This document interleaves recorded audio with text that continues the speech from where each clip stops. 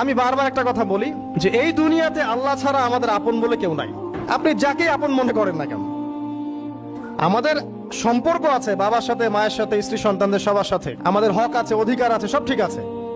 বিশ্বাস করেন আল্লাহ ছাড়া আপন বলে আপনার কেউ নাই। এই যে গার্লফ্রেন্ডকে আপন মনে হয়, এরা আপন না। স্ত্রী সন্তানদেরকে খুব আপন মনে হয়, আপনার মৃত্যুর পর 40 দিন সময় লাগবে না সব ভুলে যেতে।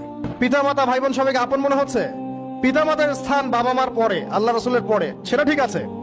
তো আপন আল্লাহ ছাড়া তারা নন। আপনি তাদের মনোপুত ভাবে নিজে প্রতিষ্ঠিত হতে পারবেন না, তারা আপনাকে চিনবে না। বলবো সারাটা জীবন তোর পিছনে এত টাকা ঢাললাম, কি করলি? কিছু করতে পারলি না। আবার এখন যারা পিতা মাতা হয়েছেন, সন্তানদেরকে আপন মনে হচ্ছে, দেখবেন এই সন্তানকে আপনি আপনার মনোপুত ভাবে সম্পত্তি দিতে পারবেন না, ভরণ পোষণ দিতে পারবেন না। এই সন্তান বড় হয়ে আপনাকে বৃদ্ধাশ্রমে পাঠাতে পারে, নাউজুবিল্লাহ। অথবা আপনার সাথে এই সন্তানই খারাপ ব্যবহার করবে। আপন মনে হচ্ছে? আল্লাহ ছাড়া কেউ আপন না।